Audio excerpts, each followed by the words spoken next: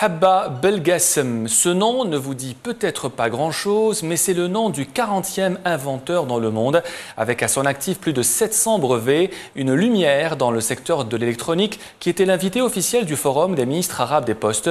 Nous avons eu la chance de le rencontrer ce matin et nous aurons la chance de la voir sur ce plateau dans quelques minutes. Sabrina Rouabah. Un chercheur au sens propre du mot, qui a passé sa vie dans la quête du nouveau et le développement de ses brillantes idées, bien que ses débuts n'annonçaient rien de tout cela. Dans ma vie, je faisais que de la recherche. Donc là où j'étais, c'est toujours de la recherche. Et mon premier brevet était avec IBM. Dans le temps, c'était dans la fabrication des têtes de lecture. C'était en 90. Je suis originaire d'El Mrayer. C'est une petite ville, la wilaya d'El Oued. Après le bac, je me retrouve à Bebzoua et j'ai fait physique des solides. Et le hasard a fait que je me trouve aux États-Unis. En plus d'être brillant, Dr Habba est modeste et très apprécié par ses collègues. Moi, j'ai eu le plaisir de connaître Belgassem au moins il y a 6 ans ou 7 ans. Il est membre actif de l'association des Algériens qui réside en Californie. Honnêtement, Belgassem, c'est une fierté pour l'Algérie. C'est une fierté pour moi personnellement parce que je le considère comme ami. Selon Dr Habba, la clé du succès est de travailler, travailler et travailler. J'ai appris une chose après un certain moment, que je voyais les choses différemment avec l'éducation que j'avais. J'ai fait mes études, j'attends à ce qu'on me donne un poste, on me donne un logement, on me donne quelque chose. Je ne suis pas contre ça, mais j'ai appris si on arrive à faire quelque chose, il faut s'attendre à personne.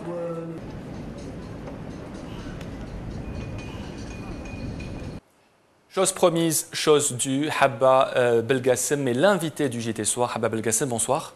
Merci, salam alaikum. Merci d'être venu. C'est l'une des rares fois où on vous voit sur un plateau de télévision.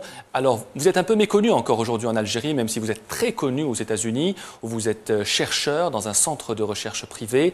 Alors, le Habba Belgassem, l'Algérien qu'on connaît, l'originaire de Oued Souf, chercheur, mais aussi inventeur, puisque vous avez à votre actif plus de 700 brevets aujourd'hui. Belgassem Habba, bien sûr. J'ai quitté l'Algérie depuis 1980, donc je suis aux États-Unis depuis le temps. J'ai passé aux environs de 27 ans en moyenne aux États-Unis et 6 années au Japon. Donc j'étais aussi chercheur au Japon, entre-temps.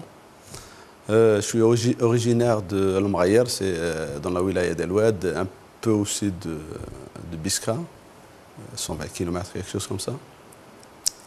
Et comme vous avez dit, je faisais de la recherche toute ma vie. Est-ce que vous avez commencé à faire de la recherche en Algérie, Habba Belgassem, ou ça a commencé à l'étranger? Non, au fait, j'étais étudiant en Algérie, donc on ne faisait même pas des laboratoires, un ou deux labs. Donc on se retrouvant aux États-Unis, j'étais à l'université Stanford, et lorsque je commençais à faire mon PhD et tout ça, donc on commence à faire de la recherche et tout ça. Et à partir de ce moment, c'est là où je me suis engagé complètement en recherche. Alors parlez-nous maintenant de ces brevets. Il y a deux sortes de brevets que vous avez déposés. Vous allez nous l'expliquer. Quelles sont les inventions pour vous les plus importantes? Même s'il est clair que toutes vos inventions sont importantes pour vous. Mais quelles sont les plus importantes, celles qui ont vraiment changé aujourd'hui la face du monde? Changer la face du monde, c'est un peu trop fort. Mais j'ai un peu plus de 250 brevets délivrés et d'autres brevets qui sont publiés. Au total, j'ai un peu plus de 700 brevets, quelque chose comme ça. Et la majorité de ces brevets sont dans le domaine de la microélectronique, la miniaturisation de l'électronique. Donc les choses... Pas tous les brevets, c'est des choses excellentes. En général, on a quelques-unes qui sont bonnes et les autres, c'est des supporting stars. Donc, parmi les idées dont je suis un peu très fier d'eux, c'est la miniaturisation, surtout de la mémoire. et l'application, la miniaturisation du téléphone. Donc, notre but dans le temps, lorsqu'on a démarré une compagnie, le but c'était de prendre un téléphone qui était géant, et c'était le business plan qu'on avait. C'est prendre un téléphone qui est géant, le réduire, de le mettre maniable par n'importe qui.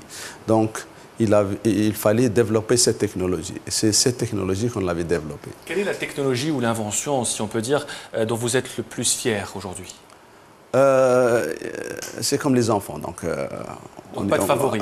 Pas de favori. Je vais vous poser... Mais plus ou moins, c'est une plateforme. On développe une plateforme technologie. C'est cette plateforme de miniaturisation. Donc, c'est plutôt l'application au mobile, comme téléphone. L'autre chose dont je suis un peu fier, c'est j'ai travaillé sur le design, le côté, c'est pas le tout, mais le côté mémoire pour PlayStation 2 et 3. Donc j'ai fait le design de ça. Donc vous jouez et vous gagnez surtout à ce jeu, non? Non, je ne joue pas. Alors une question que vous attendez certainement, Habab Belgassem. On va parler maintenant du rapport avec l'Algérie, votre pays natal, là où vous avez né, où vous avez grandi. Vous l'avez quitté l'Algérie il y a 33 ans. Quel est le rapport aujourd'hui qui vous unit à ce pays? Est-ce que vous avez déjà envisagé de revenir ou de travailler plus étroitement avec les autorités algériennes concernant ce domaine que vous maîtrisez bien, à savoir les technologies de miniaturisation? Question très difficile. Oui. Très difficile. Pertinente et très difficile. En fait, je suis revenu en Algérie. Je suis revenu en Algérie en 1980. Ça n'a pas bien marché pour moi, malheureusement. C'était un retour décevant pour vous, c'est ça ce que vous voulez dire, Habab Belgassem? Non, ce n'est pas décevant, c'est que je suis revenu pour faire le service militaire. Donc en arrivant, on m'a dit que je suis dispensé, donc c'était un peu en ma faveur. Là, j'étais en ma faveur. Donc j'ai commencé à travailler. Je ne trouvais pas ce que je voulais faire. J'aimais faire de la recherche. Et j'étais à Biskra, donc il n'y avait pas assez de moyens. J'aurais dû attendre, mais la situation était telle que ça commençait à bouger un peu les années 90, donc je suis tombé dans le mauvais moment. Donc j'ai décidé de tout laisser. Est-ce que selon vous, Habab Belgassem, il y a toujours aujourd'hui un problème de moyens et de volonté en Algérie pour développer les technologies? Pour moi, si j'y avais à faire, c'est comment dirais-je, la spécialisation du pays. Parce qu'on a une somme d'argent, ce n'est pas infini l'argent qu'on a pour la recherche. Il est préférable de l'utiliser pour des créneaux bien définis qui sont utiles au pays.